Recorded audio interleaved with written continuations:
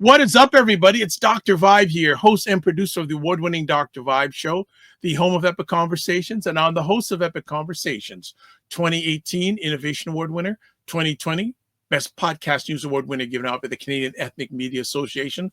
I also co-host and co-produce the only online show in the world for dads, fathers, and male caregivers that's sponsored by Dove Men Plus Care. And being part of that team, reached out directly and indirectly to over 400,000 dads, fathers, and male caregivers around the world. As always, I like to say you're blessed, highly favored, a magnet for miracles, and a solution for someone's problem. And the next time we're live, actually, we're broadcasting live on June 7th. Let me put that out there. And then the next time we're live, I'm going to promote a campaign that the team I'm part of and Dove Men Plus Care are doing for Father's Day. So you won't have a lot of time. Well, probably the best thing is if you follow me on, especially on YouTube. I'm going to be doing a video this week promoting the campaign, and it's going to be promoted via the LinkedIn platform. So just want to get to that. And in Toronto today, we're getting some hot weather. It is warm, humid, and we got smoke from fires in another part of the country. But you know what? You're not here to listen to me. I'm floating in the sea, as you can see. We are here to hang out with Aisha K. Staggers, Laura LaLa Key, because they bring it and they win it every Saturday. What's going on, ladies? What's not going on? Yeah, it's weird. Hot. What do you think of the reason I don't have my lights on today? Because it is so hot. I can't. I'm like damp. What did you think about the intro? I like it. It's nice. Yeah. Ricky, we got some. You know what? I love using pens. Have you ever had a point where you broke the pen clip? Like I've done that. Small things, little things. Yeah. It's the small things. It's not the big things, people. It's the small things that drive Dr. Vibe crazy. Same. Yeah. Sometimes, every now and then, I have to go into my Black Karen mode. You know, the difference between Black Karen and regular Karen is that Black Karen's motto is everybody can get it. Black. Not just the race you quote unquote don't like. No, everybody can get it from Black Karen. Black Karen. That's funny. Have you heard that one before, Lala? I went to the eye doctor yesterday.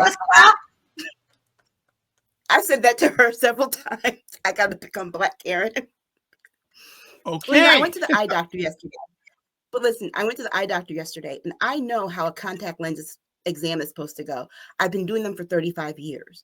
And this lady, she's like, is this better or this better? And I'm like, do you want to know if I can read one better than the other, or just just is it better or not? And I'm like, well, I guess it's better, but I still can't read it. And I was just trying to explain to her. Every time I was trying to explain to her what the issue was. So she sent me out there with contacts, bifocal contacts, multifocal, which is fine, but I could read close by. But I got in the car. I could not see the license plate of the car in front of me. And I'm like, got to change them. So I had to call her manager today. Oh. Ouch. Mm-hmm. Ouch. Especially because, the exam itself was 160, but the lenses for just 6 months were going to cost me $250. So, and I bought glasses. So I was like, I want to cancel my glass order because it's not right if it's the same one. And I want you to redo my exam for free. Well, we can have her do it again. I said, I do not want to see her. Do not put her in my purview. Don't put her in my peripheral. And I said, you better make a note. You better make a note on my chart that woman is never to touch me. Okay. Sometimes you just gotta put your foot down. Black Karen. Black Karen. Okay. And yes, today is Prince's birthday. Well, I was gonna wait, but it's already in our comments section. April Watson said, Happy Heavenly 67, Prince. Mm-hmm. 67. Wow. Now, so what would Prince be doing if he was still alive? What do you think he'd be doing? Music. He would do a show. Music. Actually, they just released a version from 2008, an acoustic version of Free from 1999. And and that was a nice version. I think he'd be kind of disgusted at the money grab that is his estate. Yeah. I'm disgusted. I've listened to absolutely nothing else today. I've honored him all day. Wow. Okay. I'm still very, very emotional about it. I don't talk about it a lot because it's so deep for me. You would think that I knew him personally, but in my life, it did feel like I knew him personally because it was in my everyday life. Every song meant something to me. And I have specific memories, even at 8 years old, when I told you guys I fell in love with him on his first album. So that's a long time to feel like you've been with someone. And there's only two artists that I feel that way about, and it's Prince and the other is Joni Mitchell. And see, I feel that way about Prince and Tina Marie. Oh, okay, I have pop quiz for both of you. I'm gonna Aisha first. If you had a chance to be sitting in front of Prince, what song would you like him to play you? I don't necessarily know that I want him to play a song. I actually want him to answer my stream of questions. What would be the first question you ask him? Well, I wrote an article about this back in 2018, and the question would be, where is the balance? Because I think he was able to strike a balance on record that I don't think in his personal life he was able to, between what people consider the perverse, and then there is the quote unquote pure, which would be the spiritual part. And like on record, he was able to do that. But if you look at him as a person, you see this. It felt like there was always a constant inner turmoil between what he wanted or he thought was a carnal way of feeling. In some ways he thought that was bad, because then he would go to the extreme with the religious part of it. And so how do you strike that balance on record, but you struggle in everyday life? Why doesn't one carry over to the other? Okay. LaLa, if you had a chance to be in front of Prince, what song would you like him to perform? Call My Name. Oh, nice. But there is one song that was deeply personal. It wasn't just a song that something was really, he had someone on his mind with that song, and then to be followed up by somebody. Then I would ask. Yeah, that's my song. I love that song. Yeah, I love that song. That was actually one of my favorite songs from the Emancipation album. But I guess if any song, it would have to be Mountains. That's a song that reminds you that, you know what? Sometimes even the things that we're going to talk about tonight, sometimes you have to take a step back and realize, it's only, it's, the idea that this mountain would do something and bring this great love to your life. And it's like, no, that's just a mountain. It's only a mountain. That's it. And it took me, I think for me, it took me a while to get that part of it in life. Okay. But LaLa, Call My Name is a good choice. Makes me cry every time. And my way home, that's my ringtone, because it helps keep me centered. Y'all want to know what my ringtone is? My way home. Wait, y'all want to know what my ringtone is? Oh my gosh, here we go. Hold on, just give me 1 second, and I am going. I'm not going anywhere. What do y'all think it is? I'm not gonna. With you, it could be anything. So I'm not gonna put my head on the chopping block. Dirty Mind. What do you think it is? Dirty Mind. Yeah. All right, got it. I love it. Okay. And there's two reasons for that. The first reason is that was like the very first Prince song when I became like fangirl, right? But the sound is so loud. It's the only thing that wakes me up. It's like, oh yeah, he really is the ultimate rude boy. It's got this rude, obnoxious, it's just loud and boisterous. And so, it's like, oh, I know that's my ringer. It's like, oh, I know it's time, my alarm. It's time to get up. Yeah. That is hilarious. I've tried other Prince tones. I've had other ringtones. Shook One's Part 2 from Mobb Deep was my ringtone at one time. I had a Tammy Terrell ringtone. I had a Tina Marie ringtone. Actually, I have a Tina Marie ringtone for Jill Jones, actually. And it's a song that she co-wrote with Tina. That's why it's my ringtone. But all these other ringtones I've tried, I sleep right through them as my alarm. So this is the only one. So April says the album club on Clubhouse is doing a tribute. Oh, nice. Nice. Yeah, and I have trouble with those because if you mess up a Prince song for me, get out of my way. Don't. Yeah. Don't do it.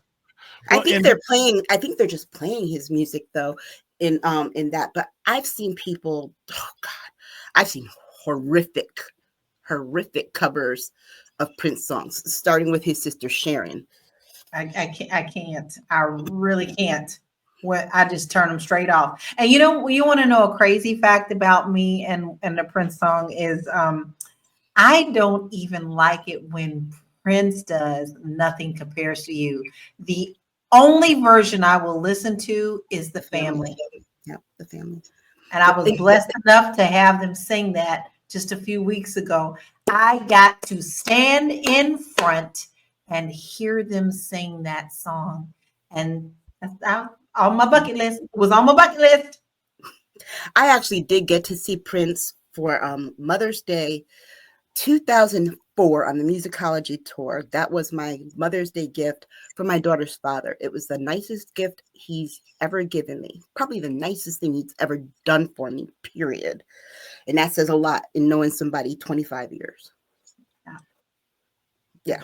For me, meeting him was a joy, and having a chat with him for about 15 minutes. That was a joy. And then also on one of his tours, him and Sheila E. opening up with Erotic City. I was done. I said, I almost said, I don't want to see anything else. I'm good. Right. I'm good. I'm good. I'm good. I can die happy now. I can die happy now. Good night. Good night, everybody. I just like exit stage left. I'm he good. tells the story how he wrote that song and about going to see the Parliament Funkadelic, George Clinton in Parliament perform not just Knee Deep live. Well, they actually did that at the Montreux Jazz Fest, Parliament Funkadelic. They did a version of it, and it's really long. And then they did a reprise version of it, and then there's like an extended version of it. And when you listen to that live version, it's actually on an album. You actually can see, you hear exactly. That's exactly what he was trying to get with Erotic City. Somewhere in my boxes of CDs, I have a 2 CD bootleg of him, and the audio is amazing. And him doing a version of Just My Imagination. Oh yes, I've heard that with Misha Paris. Also, no, I don't know if she was on it, but the guitar solo, OMG! Is that the one from 1998 or so? Maybe, but the guitar solo, one of the best guitar solos. There's video, Dr. Vibe. Yeah, that's why I said Misha Paris sings on it too. She's in the audience, and they pass her the mic to sing, and then he plays the guitar. So it is excellent. It's killer. The guitar solo is like. Yeah, and I don't like when Prince does covers of other people's songs, to be honest. And so I see why he did like the stylistic songs and the Delphonic songs, really to make sure those artists got their money, got something back. But his version of One of Us and I Can't Make You Love Me by Bonnie Raitt, I do not care for those. Okay. But last night, Lala, I did listen to my favorite Prince, one of my favorite Prince albums, my favorite Prince era, Parade. Yeah, that was on my list today at the beach. At the beach. And I just finished Morris Day's book, and I have to say that I was really, really pleased and really into the story on how he told the story. I believe he was being very genuine in his story. I loved his side. He told it from 3 different sides, and they all were just relaxed. It was like you were talking to an old friend. Yeah, actually, I saw a video of Morris Day and the Time telling their story on I guess what is it, the Minneapolis Sound podcast, and he was actually telling how Alexander O'Neill got kicked out.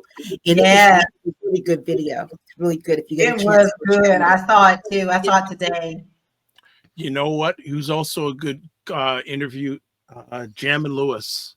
They have some really interesting stories about Prince that they all give great homage, but some funny stories, some funny stories about. You know, the thing about Jimmy and Terry Lewis is that there is a period of Black music between 83 and 85 before Janet. And a lot of people don't realize that they wrote those songs. Like today in the car, there's a song by Thelma Houston called "You Used to Hold Me," and my dad used to kill that when he was a DJ.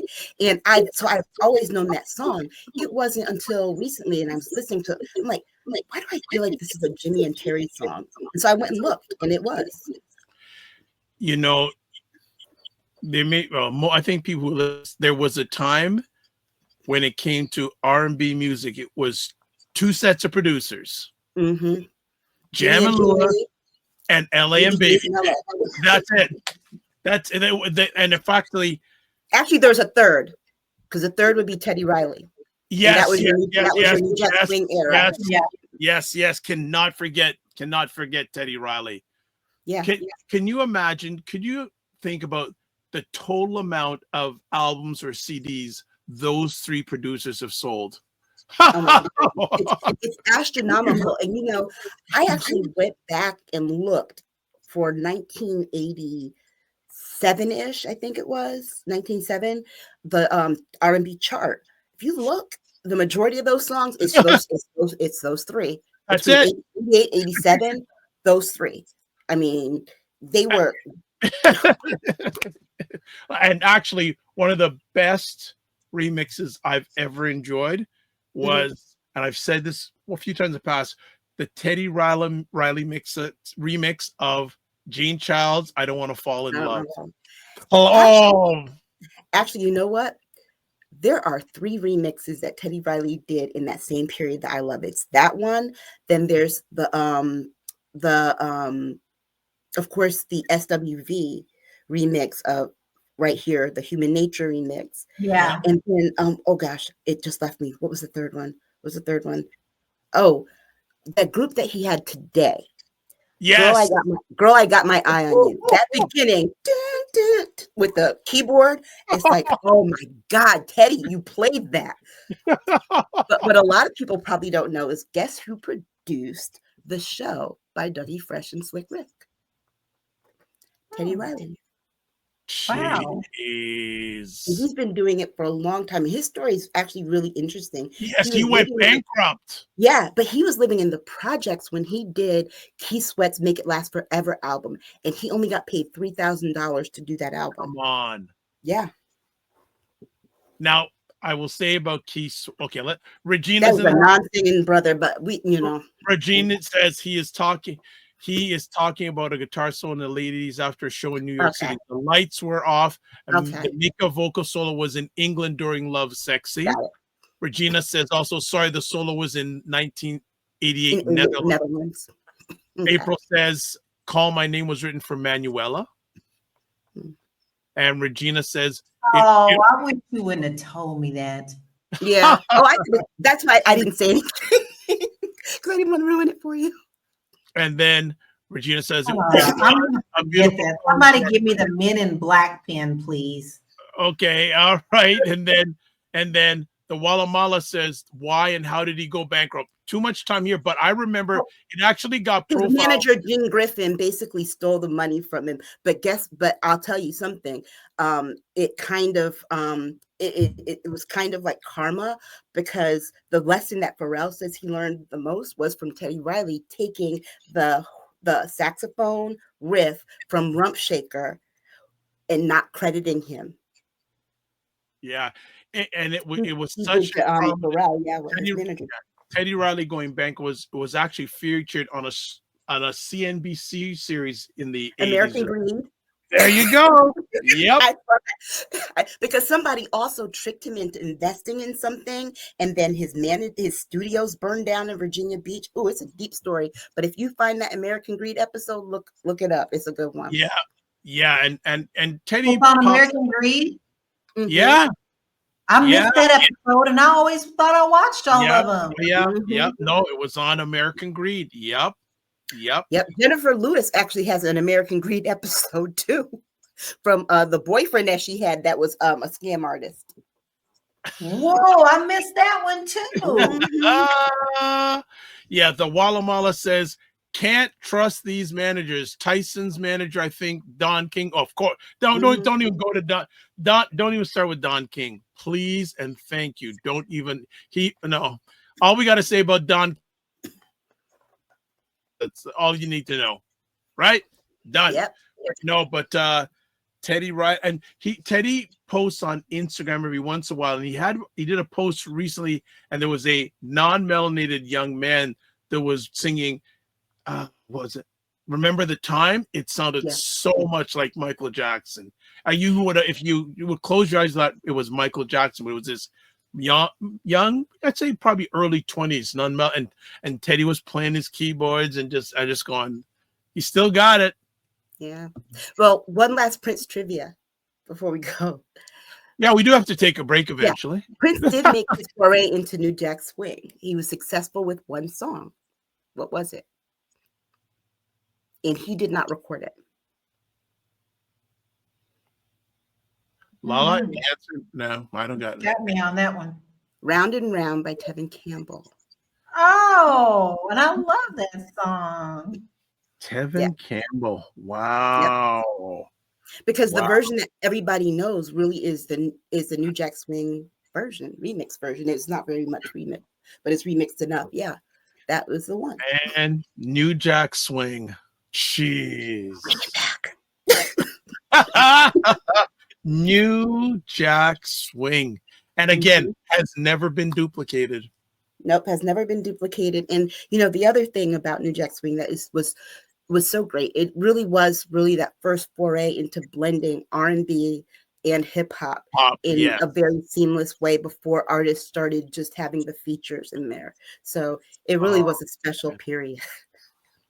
Yeah, Teddy. We also need to acknowledge that we lost Pepe as well this past week. Yes, Pepe Willie. 100%. 100%. Okay, I think we've done enough music recollection for the show. So what we're going to do, family, we're going to take a break and take a guess what we're going to talk about. I'm not going to even tell you what we're going to talk. Take a guess what we're going to talk about. We will be right back. Here we go. It's the home of epic conversations. So many of us are blind to the fact that they don't know what they don't know. We sort of appreciate all the help that we're given, all the help that the government is giving us. But we as people, we have to unite together. Confidence is something that's very impactful, because that is something that you carry with you. Oh, that mic drop. All right. So we are back on Primetime Saturday with Aisha LaLa and Prince and Teddy, Jam and Lewis, LA and Babyface, the family. Oh, wait. One more. I'm sorry, I don't want to keep going, but Jill Jones was inducted in the Walk of Fame in Ohio. Yes. That was so amazing to see. That was Mhm. now. Have you ladies spoke with her since that happened? Yeah. Through text. I don't know about Aisha, but through text. No, I actually plan on calling her tomorrow. Okay. Well, do tell her I send my love and huge congratulations I on know that it's a announcement. big thing because That is you know huge. these Huge. it's one of those things where I was actually kind of sad that she wasn't included that in that movie 20 Feet from Stardom about the background Yeah. singers. Yeah. All right. Okay. Speaking of Jill Jones and Aisha LaLa, Girlfriends Chat. It's old episodes on Patreon, new episodes on Substack. There are the links. Primetime Saturday show store. There's the link. Join our Discord group. Please email me at dr.vibe at the drvibeshow.com. And also you can click on the link on the screen. Subscribe to the Dr. Vibe Show on YouTube and hit the notification button. Please like the Dr. Vibe Show on Facebook, LinkedIn, and Instagram to advertise your business, product, or service on any of my platforms that I'm a part of. Email me, dr.vibe at the drvibeshow.com. And we don't leave it to last. It's always there. Indie Soup TV, platform for Dr. Tachi, getting close to 30,000 subscribers on her YouTube platform, about 25 independent content creators. You see edited versions of this show and many shows that I'm a part of on it. There is the YouTube link. There is the website. We are done. What are we going to talk about today? Ooh, the girls are fighting. The two The boys are toddlers, fighting. the two toddlers who are throwing The boys are tantrums. fighting. Well, okay, so I guess if anybody's been sitting under a rock, shots were fired from Elon Musk. Trump started shooting at first. So funny, he didn't shoot back at first. And Lawrence O'Donnell acknowledged that. He said Trump probably doesn't know how to do it, how to come back. But then they started. Somebody had to tell him how. He didn't know how. They went back and forth. And the thing for me that, I'm a communications person. So everything is an opportunity. The Democrats basically have blown it. They've blown it. They're sitting here like Ayanna Pressley, for example, said, "Don't let these men in their distract from the fact Republicans are still trying to rip away healthcare and food from actual children." To which Aisha said, "To see two rich men fight while Americans are struggling is the message." Representative Pressley, use it. Don't hide from it. And that is the thing, because the thing is, they're fighting over tax cuts to wealthy people while taking away stuff from regular Americans. They're fighting over tax cuts that are going to cost everyone individually $6,915. That's what you will pay. So whoa. Say it again, Aisha. Say the number. $6,915. Let it sink in. Put it this way. That's no joke. Put it this way, you guys aren't getting refunds the way that you've been getting them, because they've got to do something with that. Those are the tax dollars from people that they're trying to take. But not only that, they're also trying to take people's Social Security. And that is the biggest thing. So you can't, two things can be true at once. They can be having a MAGA meltdown, but guess what? We can always say, look, they're over here having these meltdowns and going back and forth, talking about this bill that is only welfare for the wealthy. Period. They're arguing about money. Two rich guys arguing about money, billions of dollars that they want to take from you. Period. I think it's disgusting. And not only do I think it's disgusting, I find it very interesting that people are making jokes about this. Yes, I don't find it funny at all. And I try to find humor in it. And I did find a couple of memes I could giggle at. But if it wasn't so serious, if we weren't talking about people's rights and people's we done paid into the Social Security system, if these type of shots weren't fired at the level that they were fired, this is really dangerous, because the world is watching. people are going to be very opportunistic about this and attacking America.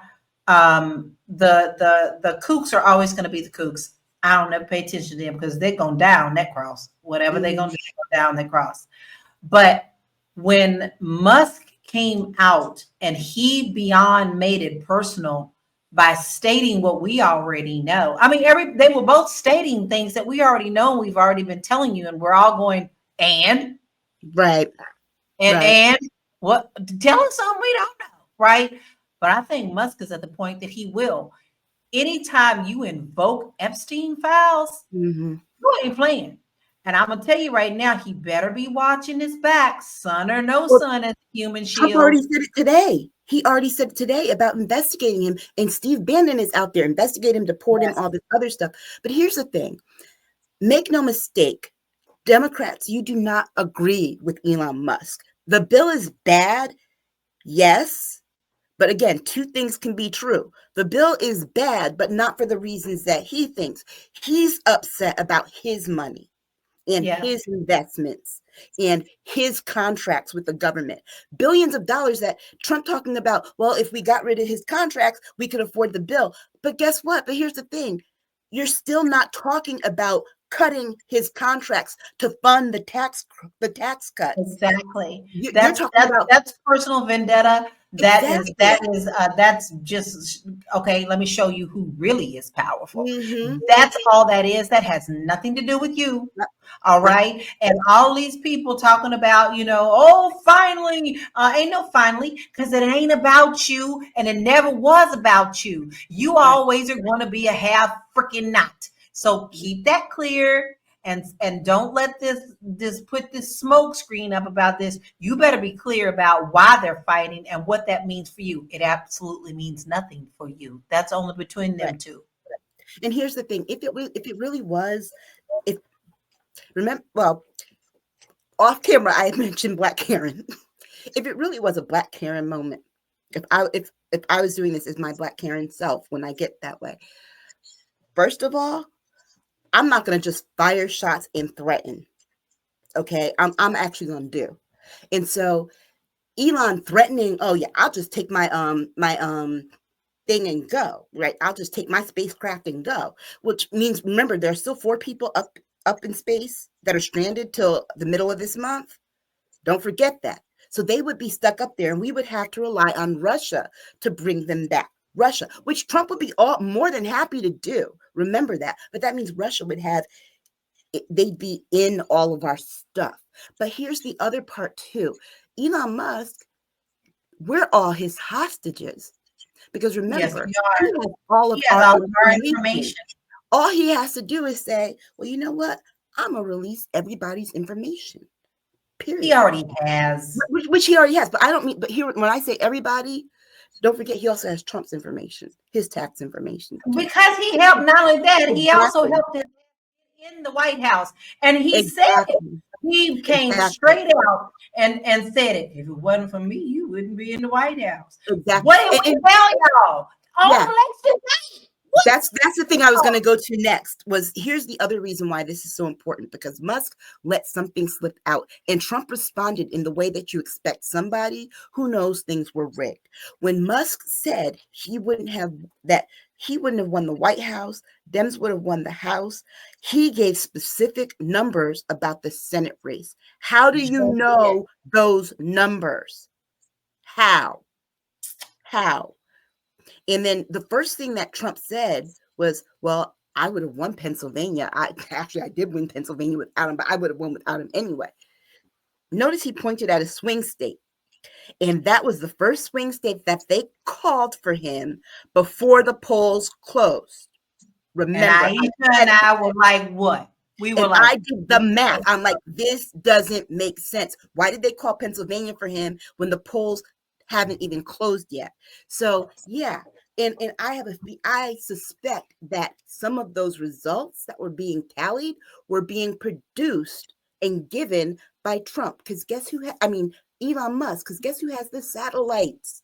Guess who controls all of the satellites and the data? Dr. Vibe, are we telling the story? You were there that night. Both Aisha and I were in a complete funk stupor because we were like, What? This doesn't make sense. Doesn't make This sense. doesn't make sense. They're calling too early. This isn't right. And the first week we was like, we can't even come on the show right now. We were so upset because we knew that night that wasn't right. No. And here's the thing. People might say, well, you're just mad at him. No, because if anyone who was watching that night recalls, I said, how can they call Kamala Harris for my state when only 4% of the vote is in? I'm like, I know she's going to win Connecticut. That's typically how it goes here. But at 4%, they shouldn't be calling it. So how much of the media is at fault for all this madness? Oh, well, you know what? Here's the thing. I was trying to keep my mouth in a nice place. Well, here's the thing about the media, right? Trump has his panties in a bunch because only 170,000 people have looked at his posts on Truth Social about Elon. 178 million looked at Elon's. So what does Trump do? He starts calling the media. He called Kristen Welker. They're all in his pocket. But I have to correct you real quick, though, Aisha, because he doesn't wear panties; he wears diapers. Oh, well, yeah, okay, yeah, his pull-up. You didn't go there. You didn't go there. You did not go there. Media and he's trying to control the narrative. And here's the other thing: it's not just that, but it's also how he's manipulating other things around, because this story was so explosive and consumed the media for the last two and a half days. This man pretty much was like, oh, we're going to have to unseal the Abrego Garcia thing today, because they did that on the 21st. It was dated. So it took you, okay, there was that. And then there was something else stupid that they were trying to direct people to. So you could tell that this really bothers him. But the point of it is that the people are being hurt, because even if Elon's not there, the Doji boys are still there, right? The Doji boys are still there. Not only that, the DHS, terrorism task force, they gave that job to a 22-year-old who calls himself Big Balls. Right, who just graduated. No, not that guy. It's a new one. This one just graduated. I forgot about that one now. Yep, this one just graduated from college last year, and his last two jobs were cashier at a grocery store and gardener. And he's now making a 6-figure salary, supposed to prevent terrorism. The guy that resigned from that position because he was going to lose it anyway, he had almost 30 years in terrorism work in the military and working for different terrorism task forces and in the FBI. This man, so we went from being very secure to being this kid's job is to close that office. And they have shifted this focus. This is something that should really scare us all, because they're fighting about this, but the damage is done. And we should all be terrified, particularly about that terrorism part. Why? Because next year is the 25th anniversary of 9/11. And Donald Trump has made us more unsafe. The region is very unstable. He's not doing anything to help, actually hurting in there.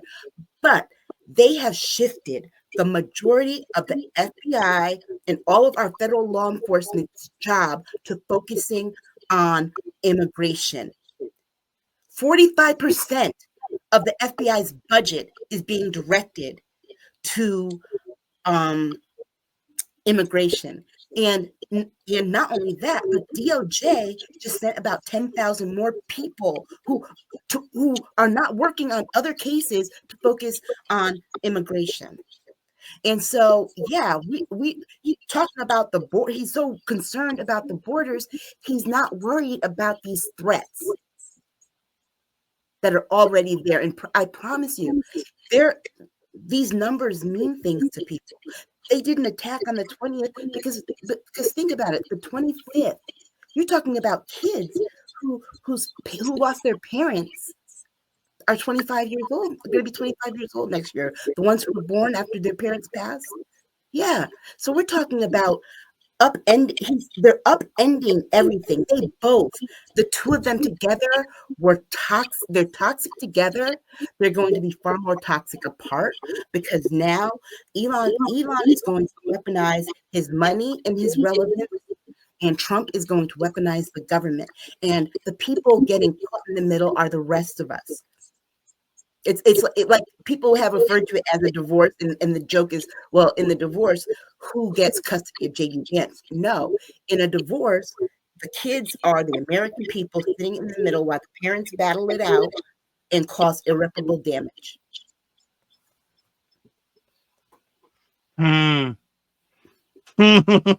Where does this go next?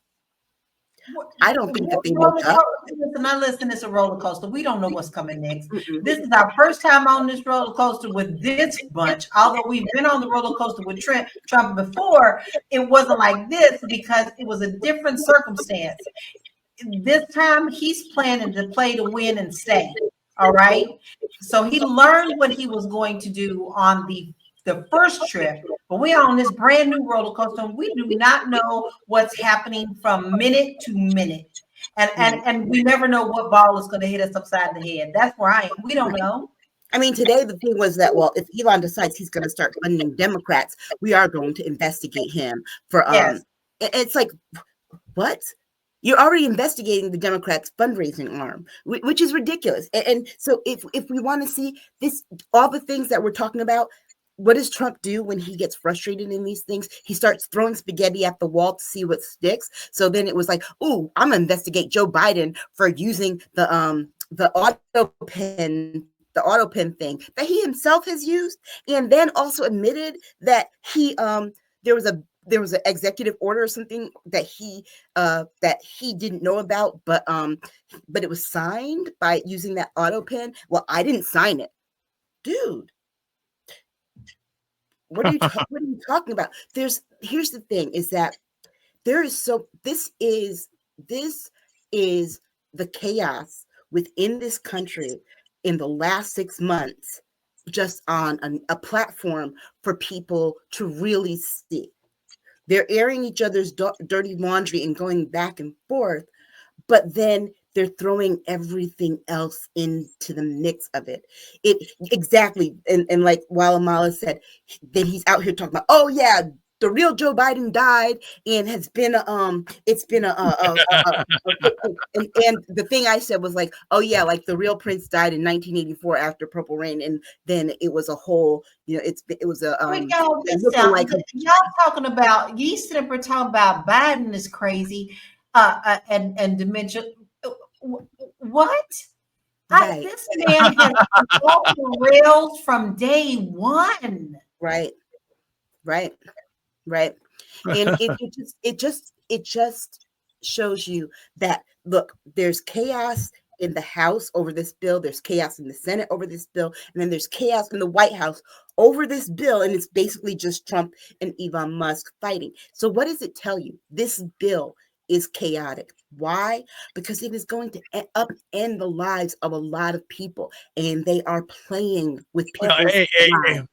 Hey, so before we get to that, of course, we got some comments. Regina is on fire as per usual. So let me catch up. And the Walamala, you have some comment too. But Regina says, Elon has 220 million followers. I detest both Musk and 47, but Elon has longevity on his side. 47 doesn't. This battle is interesting. We know what 47 will do, but Elon is an agent of chaos. He also is. Said, though, one thing though, Regina, I might not agree with you on the length of time that Elon has. All those drugs and stuff that he does between the two of them, I'm like, it makes me wonder. People suspect that Trump was doing Adderall. People suspect that Elon does all the drugs that he does, and they were on the campaign trail together. And the thing was that Elon was doing heavy drugs on the campaign trail. Well, if he was always in Trump's face, what makes you think that Trump wasn't partaking? So Regina also says 47 was threatening Elon today about funding the Democrats. She also says immigration ICE is going downhill in polling. The border is one thing, your neighborhood waitresses and mom is another. Yep. She also says a lot of people I know think the tech bros will get rid of 47 so JD takes over, because no way JD is going to win an election.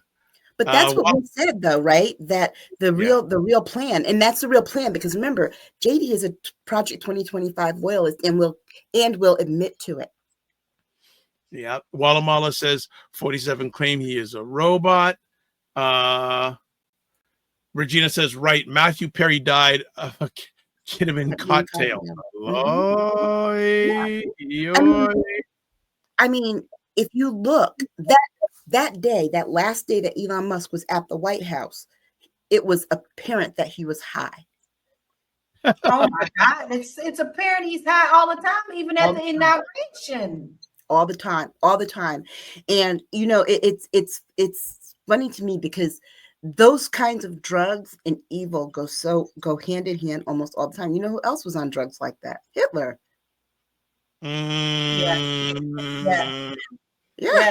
And if you remember correctly, before, this is the history about D-Day that people forget, is that Hitler's people were planning to assassinate him at the same time that D-Day was going on. Okay, I want to just do a little quick reflection because on this, the summary of the love affair, July 2022, Musk suggests 47 should forego White House bid. November 2022, Musk reinstates 47's Twitter account. August 23, Musk defends 47 as prosecutions pile up. March 2024, 47, desperate for cash, meets Musk in Palm Beach. May 2024, Musk establishes a pro-47 super PAC. July 2024, Musk endorse 47. August 2024, 47 and Musk hold campaign event on X. October 2024, Musk joins 47 at Pennsylvania rally after spending millions. November 2024, 47 wins election after Musk spends $250 million on the race. Actually, the final count today was 290. January 2025, Musk speaks at 47's inauguration rally. March 2025, 47 publicly limits Musk's authority amid clashes with cabinet. May 2025, Musk exits the White House amid simmering tensions. June 2025, tensions boil over and spill into public. So, the 2022 year is very interesting because if you think about it, what were we hoping for 2022? What happened in 2022? We had a midterm, and Democrats felt like they were on par to win that midterm because of the rescinding of Roe, right? Democrats thought they were going to win that midterm. Who else would have been afraid of Democrats winning that midterm and having control of Congress, which is the arm that determines how the government's money is spent? Elon Musk. Because if Democrats had gotten control of that, they would have cut back on a lot of those contracts that he was getting. And he had a lot of contracts that were set to end. I know it's premature to ask, but what do you have to say about Elon Musk at this time? I haven't changed my idea about that from the very beginning. His whole family are toxic. And not only are they toxic, they're freaking dangerous. They want to control the world, and he thinks that he can. They're all. Well, I know 59 people that might be deported back to South Africa. They already started to work on that because they all lied. The Republicans they're telling them that they knew we're farmers, and they get over here. No, we don't know nothing about farming, but I can park people's cars. Okay. All right. So on the who wins this in the long run? 47 or Elon? Or could they make up? No, they ain't gonna make Who up. wins? Who wins? When in the Musk long run? crossed the line and called out the Epstein files, that was over. That was Yeah. it. Yeah. There's no way there. But here's who wins, and this is part of what I think the rebranding needs to happen with the Democrats. I've given a lot of thought to how Democrats need to revamp their communication strategy, and I think that they need at this point they need to brand MAGA in two groups. There's the MAGA billionaires and the MAGA elite, who are the influencers, who are all those people who do the podcast bros, and all those people who aren't billionaires, but they've made money on the MAGA grift, like Laura Loomer, those people. Because when you talk about them in that context, regular people can see that they aren't, even though they might be MAGA, they don't fall into either one of those, because those are the only two groups who stand to benefit by these tax cuts and this bill. They're the only two people who stand to benefit. Well, here's a suggestion for the Democrats. Don't spend time on 47. Provide alternatives. Well, I've also given that thought. Your lips and God's ear. Yeah. They're not doing what they need to do. I'm sick to death of them. But however, we still got people like John Walsh, who was a big Republican.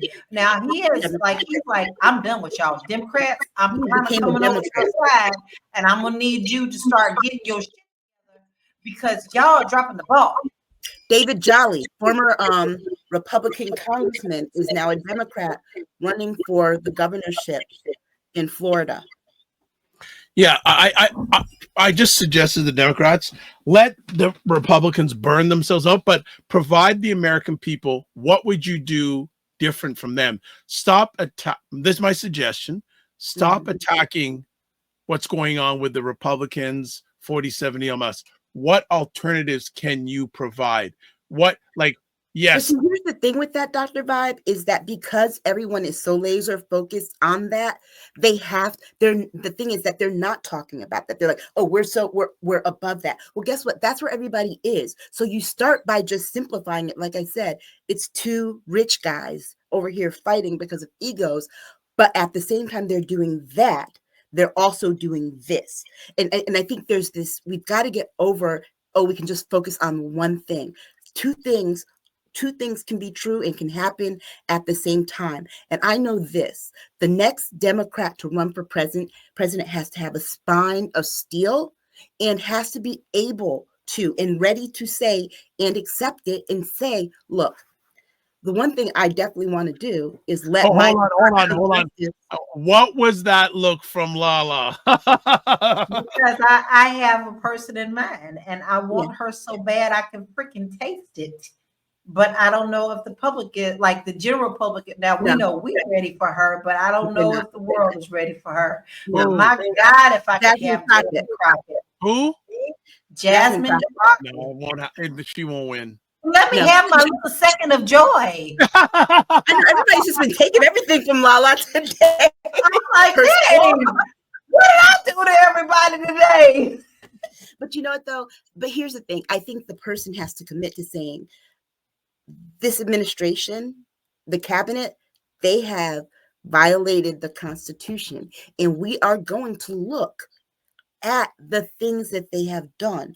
Congress, if Democrats win Congress, you are tasked with holding hearings and investigating and gathering all the evidence. And I am going to appoint a DOJ person who is going to take that and do the thing.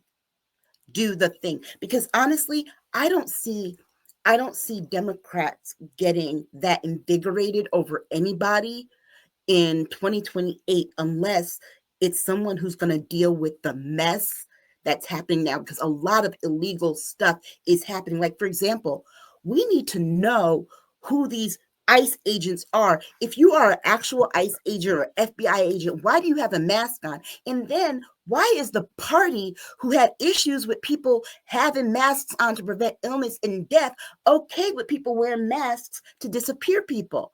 I mean, for example, Trump made Columbia sign their thing saying that they would not require a mask mandate on campus to prevent COVID and disease, but they allow their masked ICE agents up on campus all the time to snatch students. These ICE people tried to go into public schools in California and take kids. Thankfully, great principals, great teachers are like, no, you're not coming in here.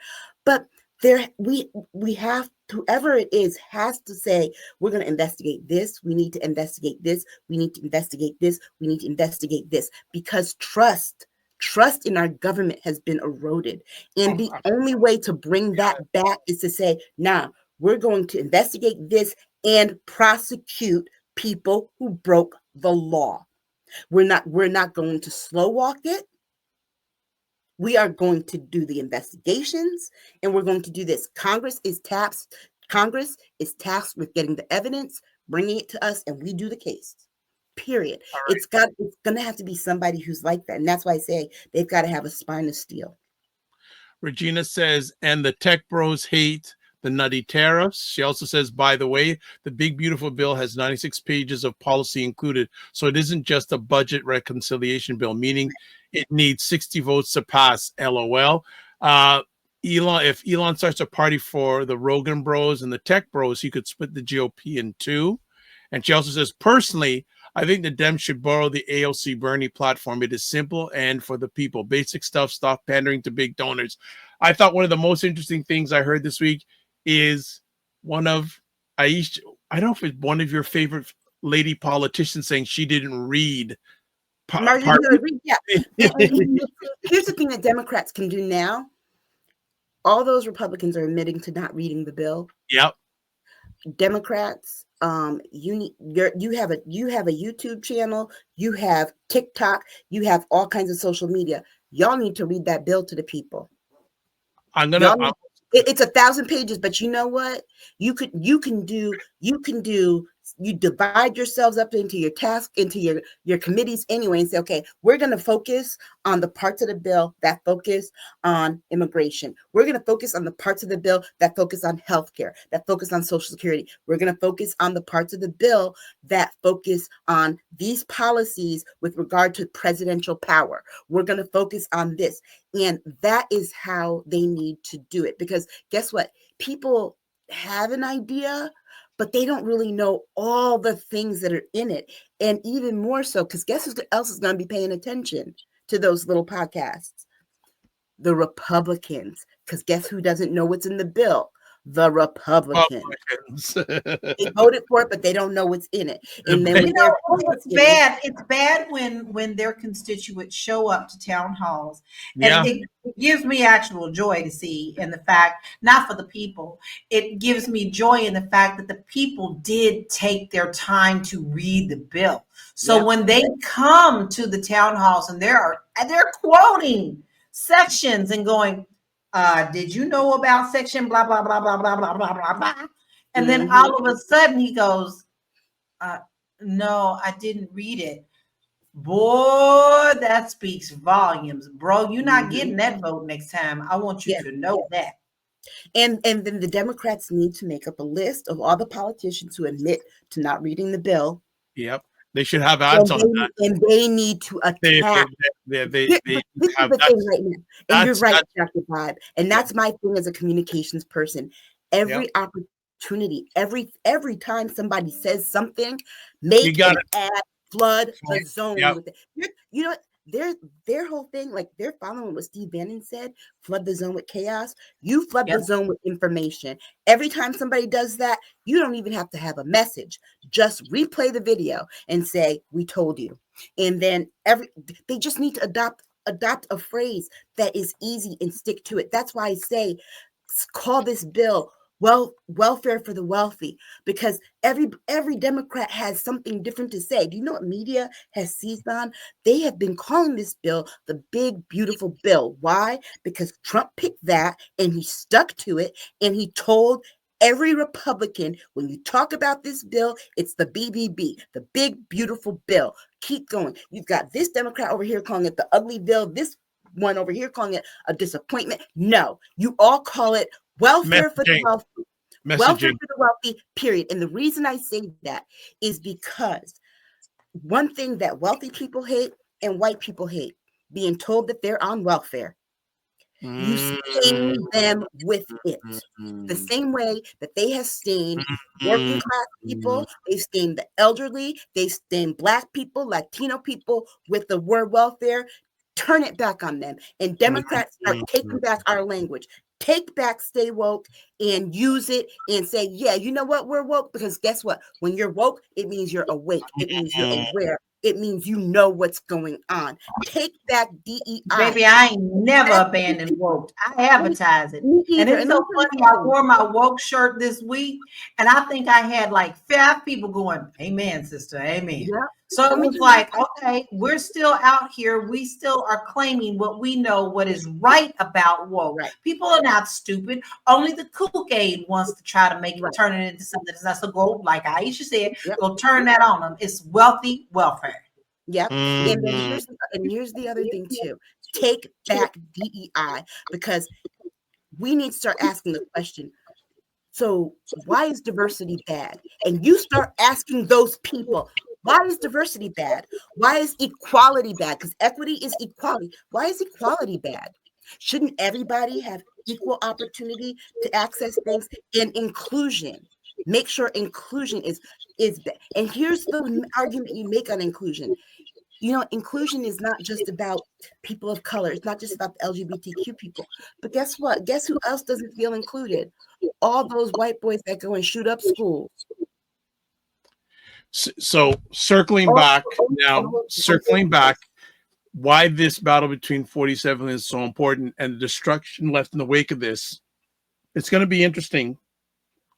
During the last election, there were a lot of young men of different cultures who look up either to one of these guys or both of these guys. But the media is so jacked up with it, though. Here's the problem, and here's the argument. And I'm a person that does statistics in the math and all of that. And I'm gonna tell you this: people are like, "Oh yeah, Trump made inroads with black men. 1%, 70% of white men voted for him. 70. Yeah. That is the thing. Not the 1% increase in white men. 43% of Latino men. 70% of white men. Period. Like someone said, oh, they were trying to make me think I was wrong. I'm like, no, you don't know math. They said, well, Biden deported 15,000 people in the same, in this time frame compared to Trump. His last time deported 6,000. But the information that's more important, 72% of the people that Biden deported were actually convicted of crimes, compared to only 30% of the people that Trump. And guess what? The raw number might be different and it might look like more, but remember, it's proportion. It's about the proportion. The moment you enter a percentage in there, it's about the proportion. So 72% compared to 30% in terms of who's deporting criminals and who's not. And Trump's whole justification is that it's the crime. Guess what? You know when crime rates are their highest? Under Trump. Oh, Jen Myers says, hello, everyone. I'm late. You're always on time with us, Jen Myers. And then Regina says, take back the real meaning of woke. Amen. You know what? Here's the thing. Forget this Elon and Trump breakup. What we need to talk about is America's breakup, particularly the Democrats' breakup with being chumps. Break up with that. Break up with the weakness. Break up with giving away your stuff. And then what happens in a breakup? You take your stuff back. Reclaim it. Because all they did, it's not like they took our things and then used it for something. They took our things, they changed the meaning of it that has nothing to do with the actual meaning, and rebranded it and fed it to their people. So you ask someone, well, what does woke mean? You ask those people, they can never tell you. You know why? Because they know the wrong definition. They know that woke means anything they don't like, anyone they don't like. And that is not what that word means. I mean, well, we all learned the meaning of woke as the past form of awake when we were in elementary school.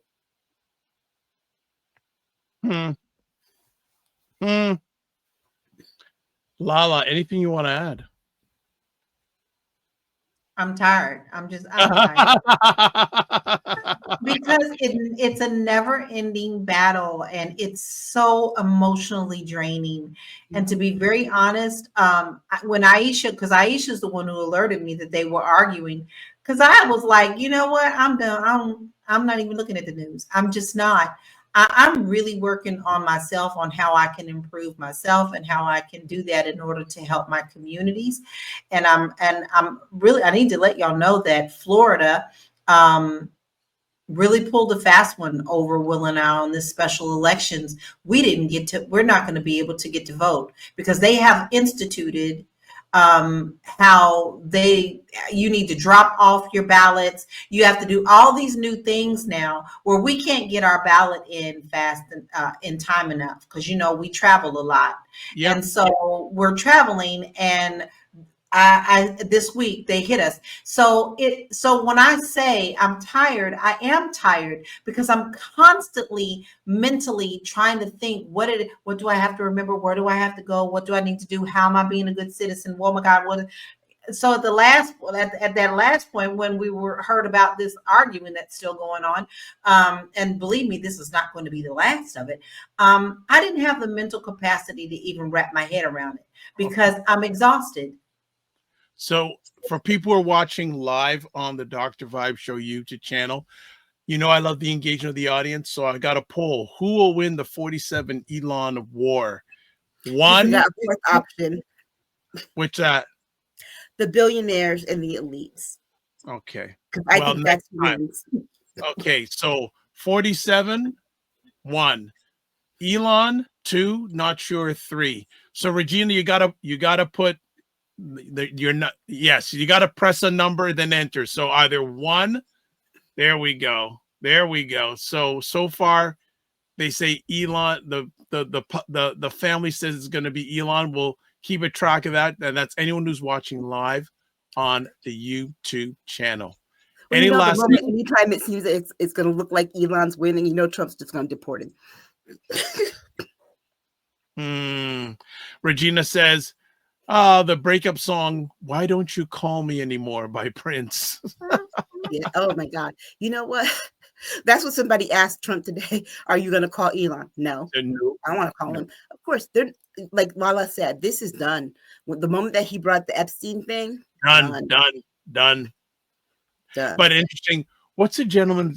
He's done biographies on 47. Oh, Michael Cohen? No, he's done biographies on. I saw him interviewed on the Daily Beast this week. He went in on the whole Epstein, and he says he has physically seen pictures on 47 and Epstein and young women. Well, yeah, Elon put those out too. But that's no lie, because these young ladies who came forward and told these stories, and people are burying this. They're not getting the attention. They're being labeled as crazy. But let me tell you something. These ladies are so deep with details. They can't make this. They're telling the truth. Yeah. And, here's the other thing too, is that it's like, the odd thing about him bringing up the Epstein thing, and I don't think that he thought about it that way. I think Elon doesn't think that way. But Trump also doesn't help himself that way, because what is the thing that he talks about doing this week when someone asks him? It's about, is he going to pardon Diddy? We know what Diddy's on. We know what Diddy's on trial for. Oh Lord! I'm just waiting. I'm like, that was R. Kelly. I thought of, because they are close like that. Yep. And I thought about this. I'm like, you know what? Really? Is R. Kelly going to ask for a pardon? Really?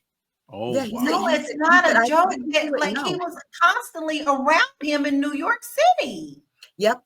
And then Trump said that the very same day that Elon went off, right before Elon went off. Okay, let's get to that one. I need. Okay, yeah. All right, let's go to our other conversation topic today, because that just sort of went wow. Okay, Republican Mike Collins says Republicans' next goal is to kick seniors off Social Security. Quote, get off Social Security and get back into the workforce. Before we go any further, I'm going to see if I can play the audio tape of him saying that. So just bear with me really quick on this. Okay. All right. So let's see if we can play this audio. Tell me if you hear it. You've got spending and you've got revenue, and you set it up to where you can increase your revenue, and you do that by lowering taxes and making it more advantageous for people to work and to get off of Medicaid, get off of Social Security, get back into the workforce, and that decreases it on that side of the equation as well, on the mandatory side. Yes. They want people to work until they die, basically, and all to justify taking their Social Security money. And this goes back to what I was saying about how the Dems need to really figure out how they talk about things. Social Security, basically, when you look at it and you think about it, it really is like a savings account that you're putting you're putting money into from your paychecks based upon what your income, you put it into it so that it'll be there when you retire. Okay, that is basically what it is. And what they're talking about is having you still put money in this social savings account that you can't withdraw. Instead, they're going to take it. Now, think about this in practical terms. If you went and opened up a bank account at any bank, say you opened up a bank account at Bank of America, and if Bank of America said, okay, you're like, I'm going to deposit $100 a week in this account. Cool. And Bank of America said, oh, but you can't get the money back once you put it in. We take it and we offset costs for our wealthier clients. That's what they're doing. That is what they're saying with the Social Security money. Aisha, wasn't this in Project 2025? Like yes, it said? was. Yes, it was. And let me be clear about things like SNAP and Medicaid and things like that. What they also don't say is, guess what, people? You pay into that too. You pay into that too, because it's like insurance. In case you are in that situation and you need it, you pay into it. What do you think your FICA taxes are? All those things when people are like, who the hell is FICA? That's FICA. It's no, and it's not just him. I mean, they're no longer keeping quiet. This ain't no secret. You've got Joni Ernest, who came out talking about we're all gonna die. And then she comes out and she mocks her own self by making a joke and saying, oh, come on, people. Like we're gonna die.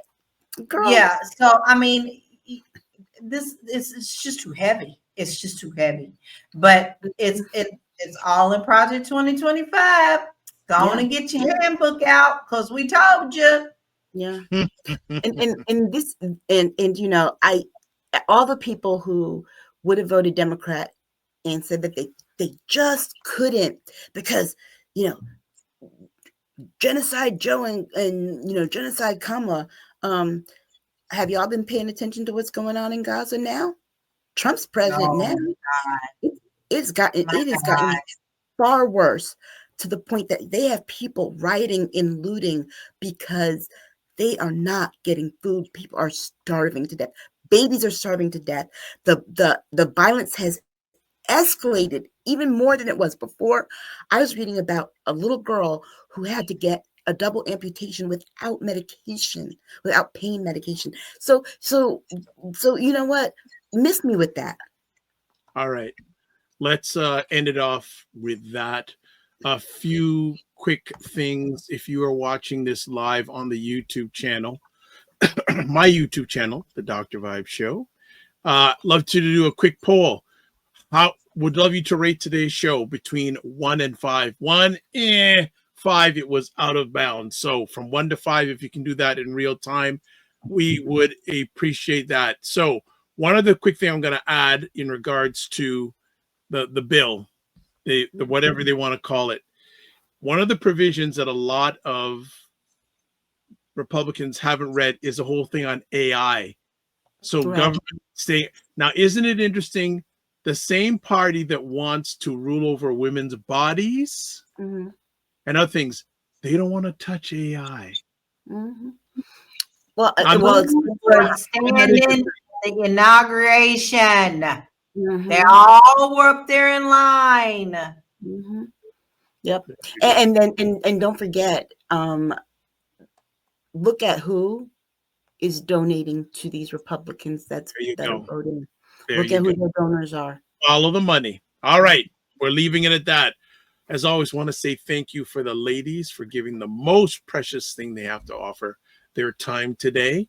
And we want to say, how can you get a hold of them? So there's a key in the house. And by the way, Lala, your honey bunny, as you call him, actually favorited the show. I know. There you go. All right. Where can we get a hold of you? You can find all of my stuff. I've swung everything over to my website, whether you're looking for real estate or you're looking to move abroad. Maybe you need to get your budget in order. I have all sorts of free resources there for you. And you could do that at www.laurakey.net. But I do want to leave you with one thing, and I posted this on my page. So Musk goes, kill the bill. And Trump goes, Musk has TDS. So Musk goes, I'm the reason Trump won. So Trump goes, we waste billions on Musk. So Musk goes, Epstein. And the flunky goes, deport. And Elon, Musk goes, impeach. And that is why, boys and girls, women are too emotional to be president. Yeah. On that note, I'm going to put it over to Aisha K. Staggers. Wow. You can find me on Instagram at AKStaggers, Medium at AishaKStaggers.medium.com, Blue Sky, AKStaggers.bskysocial, and Friendo Media at FriendoMedia.com, where I was this week named editor at large, and Substack at Aisha K. Staggers. Congratulations. Mhm. Fantastic. Good stuff. All right. Let's let it go here and let's do this. Where can you get a hold of me if you want to get a hold of me? I always say ladies first. I actually saw that video this week. Ladies First by Queen Latifah. Classic and Her Money Love. Website, the drvibeshow.com. YouTube, Facebook, and LinkedIn, The Dr. Vibe Show. Instagram at The Dr. Vibe Show. X/Twitter at drvibeshow, and email dr.vibe at the drvibeshow.com. You can also catch me on Substack, drvibe.substack.com/subscribe, and on Blue Sky at drvibe.bsky.social. And you can watch replays of this epic conversation on the Dr. Vibe Show YouTube, Facebook, and LinkedIn, and the Dr. Vibe Show website. And before we exit out, let's see what we got here. Aisha says, I actually wrote an article this week on taking back DEI. And Regina says, excellent show. Congrats, Aisha. Well, all of you made an excellent show. So that's the most important thing. So as always, live your life as a dream. If you can dream it, you can make it. Sometimes you have to get smaller, get stronger, block assumptions, aim bigger, aim better, aim higher, aim wider. Love, faith, and respect. Don't just manage your time, manage your energy. Remember to give yourself grace. And if you're not making money, make history. Try to do both and make it better. God bless. Peace be well. Keep the faith and walk good.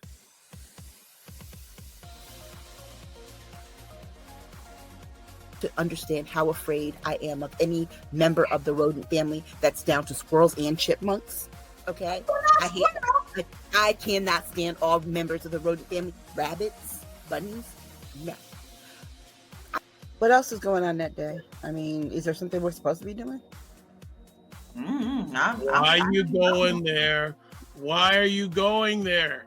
You know, I'm going to ask you, it falls the same day as the inauguration of the new president. The what? Excuse me? I'm Oh, sorry. you mean so in other words, Monday. So onesies.